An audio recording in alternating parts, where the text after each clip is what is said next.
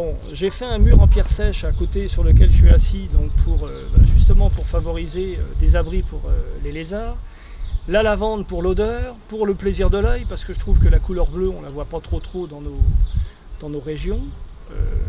Et puis voilà, voir le travail des abeilles, des faux bourdons. Ça bourdonne, on les entend. Hein. Ça, c'est assez impressionnant. Et puis, bon, je laisse un petit peu tout pousser à côté, parce que je suis un peu feignant. Hein. Et puis je me dis, comme j'ai pas envie de traiter, et puis que j'ai pas toujours le temps de m'en occuper, je me dis après tout, comme je le dis de manière philosophique, il faut bien que je trouve une excuse. Il faut que tout le monde vive, quoi. Voilà. Donc, ça me prend de temps en temps, ça me prend. Voilà, je nettoie, mais bon, j'ai pas trop de scrupules.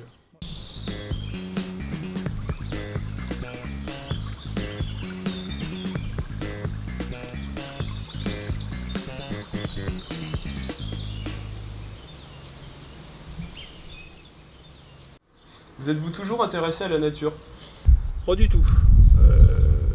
J'habitais en ville, à Versailles plus précisément, et même si j'allais dans les jardins, puisque j'habitais à 50 mètres du bassin de Neptune à Versailles, je niais, je dis pas que je m'en foutais, mais d'une certaine manière, oui, ça m'intéressait absolument pas, quoi. Je veux dire, c'était pas mon truc, voilà. Non, pas vraiment de façon très importante. Je peux pas dire que je m'y intéressais pas du tout, mais en même temps c'était pas non plus forcément ni ma priorité, ni dans les activités que je pouvais avoir à l'extérieur, ce vers quoi j'allais. Une expo, des choses comme ça, c'était pas forcément ce qui m'intéressait le plus, donc ça m'intéressait de loin, on va dire. Alors enfant, moi je suis allé dans une école de village où on pratiquait pas mal l'école buissonnière. Donc sortie nature, au bord de l'eau, en forêt, etc. Bon après c'est vrai qu'adolescent, je me suis un peu éloigné de la nature, on va dire. Mais de retour en étant professeur des écoles, ça m'a paru tout à fait logique de continuer ça. Même de la menthe, la carte poussée, j'ai jamais mis celle-là. Qu'est-ce qui a changé pour vous depuis que vous avez pris part à Mon Village Espace de Biodiversité? Alors ce qui a changé, c'est je pense ma façon de retransmettre les choses aux gens, donc, notamment ma famille, parce que j'ai des enfants assez jeunes, donc j'essaye de leur expliquer, quand il y a une petite bête, leur faire comprendre par exemple qu'il ne faut pas l'écraser ou des choses comme ça.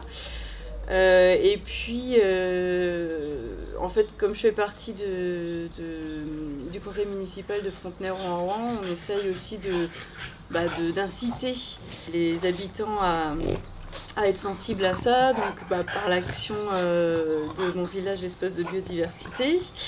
On a voulu justement les sensibiliser, et puis moi j'ai été présente aux différentes animations, et j'en ai fait part à chaque fois aux gens que je connaissais pour qu'ils pensent à venir, et que si ça les intéressait justement, qu'ils n'hésitent pas à venir, donc vraiment pour les sensibiliser, pour que ça soit le plus vulgarisé possible en fait.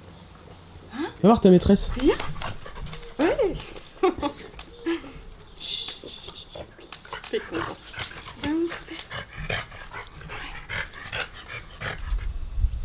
Déjà, moi j'ai trouvé que c'était des initiatives, c'est vrai, assez populaires. Donc du coup, se retrouver avec des gens qui pratiquent le compostage ou l'étude des petites bêtes, des fleurs, etc. Ça permet de créer un réseau, alors qu'avant, j'étais plutôt isolé, quoi. Je faisais ça dans mon petit coin.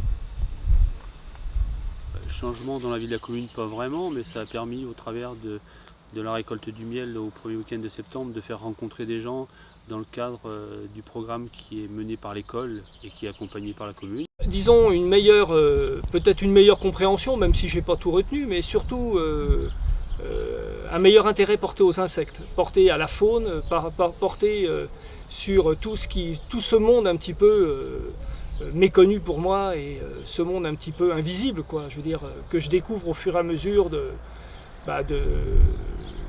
mes balades, quoi. Et puis notamment chez moi, puisque dans le jardin je vois de plus en plus d'insectes, de plus en plus de papillons, de plus en plus d'abeilles, donc c'est vrai que ça me paraît, voilà, le fait d'avoir participé au stand de la biodiversité, ça m'a permis d'avoir un regard tout à fait différent par rapport à ce que je pouvais penser avant.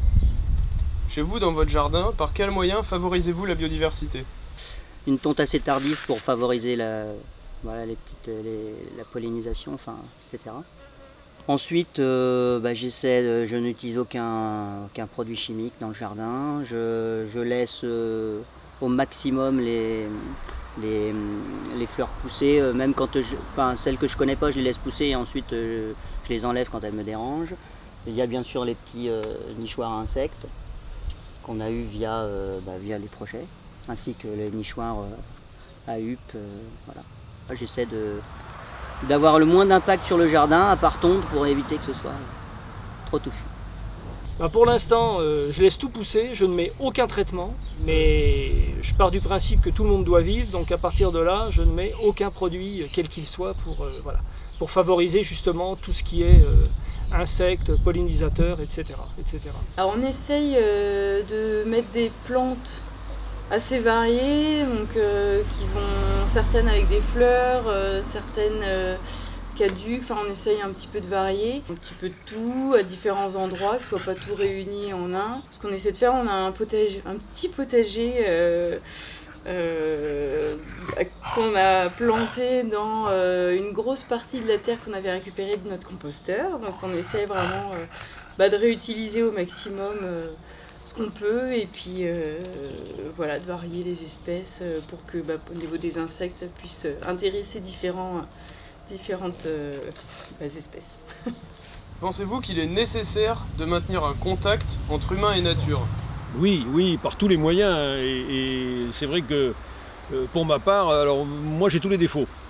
Je me promène dans la nature, j'adhère à des associations de préservation de la nature, je suis pêcheur, je suis chasseur, j'ai longtemps pratiqué des sports de plein air et puis au niveau de la commune, on essaie d'encourager toutes les associations qui ont un rapport à la nature, du club de marche au club des chasseurs. Ah oui, c'est essentiel. C'est essentiel. Enfin, pour ma part, oui. Sans pouvoir m'étendre, mais oui, c'est un besoin. C'est un besoin, c'est le besoin d'être en harmonie avec la nature, ouais. Et on en tire beaucoup de satisfaction. Je pense que oui, hein. De toute façon, on voit bien que si on se détache de ça, on n'est plus du tout dans la nature nous-mêmes, donc je crois qu'on en fait partie, donc on a tout intérêt à vivre avec les animaux, les plantes. Voilà, on fait partie d'un tout et on n'est pas là pour tout détruire. En fait, on pourrait chacun vivre de notre côté, mais je pense que pour l'homme, c'est important de pouvoir vivre aussi dans un cadre naturel, d'avoir des endroits où on peut profiter de la nature. C'est agréable, on voit bien au niveau des villes, souvent il y a des parcs, des espaces verts qui sont mis en place parce que je pense que les gens en ont besoin. Il y a énormément de gens qui recherchent également des logements avec jardin, donc je pense que c'est aussi un besoin. Et puis dans certains cas, l'homme peut aussi aider à mettre en place des choses pour la nature, pour aider à ce que ça se développe, dans des cas où ça peut être difficile, donc pour aider la nature, donner des petits coups de pouce en fait. Après, concrètement, je pense que voilà, l'un pourrait vivre sans l'autre, mais l'homme en tout cas, je pense, a besoin aussi de la nature. Là, je viens de voir une abeille noire. Donc c'est une abeille qui, pour se développer, attrape une sauterelle, lui coupe les pattes ou la tête, pond, et ensuite ramène des petites brindilles pour boucher le tube de bambou, un par un. Donc elle y passe du temps, les brindilles sont plus grandes qu'elle. Et ensuite, la larve va éclore, manger la sauterelle et recommencer le cycle. Et c'est du travail sans arrêt. D'accord, en fait elle pond dans le bambou et elle laisse des réserves de nourriture qui sont issues des sauterelles qu'elle capture. Mangera la sauterelle qui est dans le bambou et sortira et refera son cycle comme sa mère. Ah super.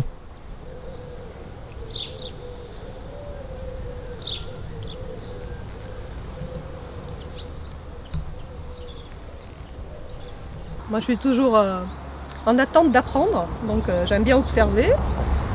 Donc vous faites des observations ici Voilà, oui, pas mal d'observations. Bon, dans la petite mare, les grenouilles, j'enregistre des chants d'oiseaux, de grenouilles. Là, il y a pas mal de perchoirs, donc il y a beaucoup d'endroits pour se cacher. Il y a des petits coins sauvages, donc on voit beaucoup de variétés d'oiseaux. Et je trouve qu'à ici, à Selles, il y a énormément d'oiseaux dans ce lieu. Et vous pensez que faut c'est vraiment lié à préserver. l'aménagement du lieu, le fait qu'il y ait plus de plantes Il y a diverses? énormément de plantes, donc c'est vrai que dans ce petit jardin ici, c'est pas le jardin de curé celui-là, comment il s'appelle? Le potager. Le potager, voilà, il y a énormément de plantes, beaucoup de fleurs, beaucoup de couleurs. Il y et a en la effet, nourriture aussi, puisqu'il y a des insectes. Donc, Ouais. donc il y a énormément d'oiseaux, de variétés différentes, hein, des D'accord. bouches-queues, alors qu'est-ce que je vois? Des bergeronnettes grises, des salamandres. des salamandres. Des Ça, j'en ai oiseaux. pas encore vu. Pensez-vous que des changements peuvent apparaître sans qu'il y ait des relations entre les citoyens d'un même village? Pour moi, il est indispensable d'avoir des bonnes relations de voisinage pour commencer, connaître ses voisins et puis échanger, quand on a la chance d'habiter à la campagne, sur les pratiques au jardin, concernant le désherbage et aborder aussi les points sensibles. Quand on s'entend bien, tout est permis. Je pense que c'est dur. Dans n'importe quelle activité, je crois que le groupe fait force, et que ce soit au niveau syndical, au niveau pédagogique, au niveau même engagement associatif. Voilà, je pense que plus il y a de personnes, plus il y a de poids. Et puis on peut peut-être arriver à convaincre les gens qui sont un peu réticents. Donc tant qu'à faire, c'est des bonnes initiatives. Quel message souhaiteriez-vous faire passer aux personnes qui regardent cette vidéo et qui n'ont pas forcément d'intérêt pour la nature ou la biodiversité? La nature peut vivre sans l'intervention de l'homme, mais l'homme ne peut pas vivre sans la nature. L'intérêt de partager tout ce territoire ensemble. Ouais, on dirait à tous, rejoignez-nous déjà dans cette expérimentation, intéressez-vous à notre petit rucher communal, ce sera la première façon de rencontrer quelque chose de sympathique et de naturel. Et puis dire que ce qui m'a frappé moi, dans chacune des animations, dans tout ce qu'on a fait autour des ruches aussi, avec les apiculteurs et avec les employés communaux, c'était la bonne humeur de toutes les personnes qui se retrouvaient dans ce type de projet. Les gens ont l'air bien, ont l'air heureux d'être là et de manipuler des choses qui sont agréables, qui sont douces, qui sont jolies.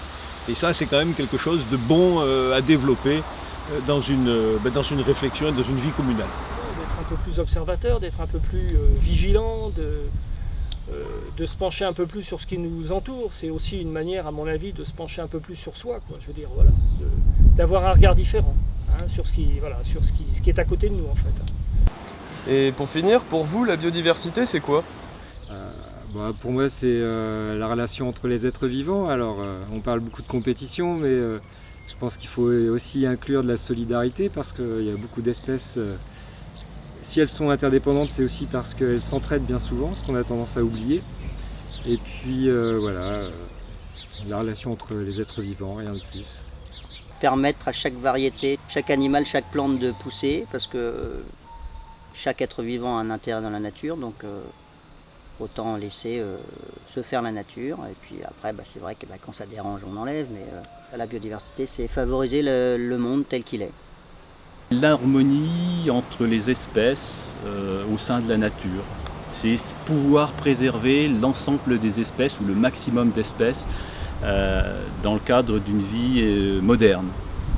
Un ensemble de variétés entre les espèces animales et végétales.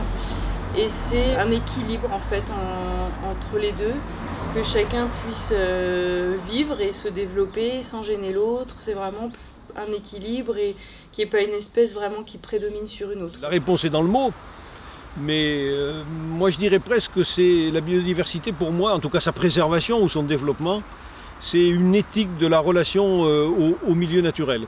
Et donc moi je suis attaché à la prise en compte de toutes les différences. Et il me semble que sur le plan humain comme sur le plan des différentes espèces, c'est quelque chose d'important. Et c'est ce qui fait la richesse du milieu dans lequel nous vivons. Et en tout cas, c'est ce qui fera la richesse demain du monde que nous devons léguer à nos enfants et à nos petits-enfants, je dirais, pour ce qui me concerne.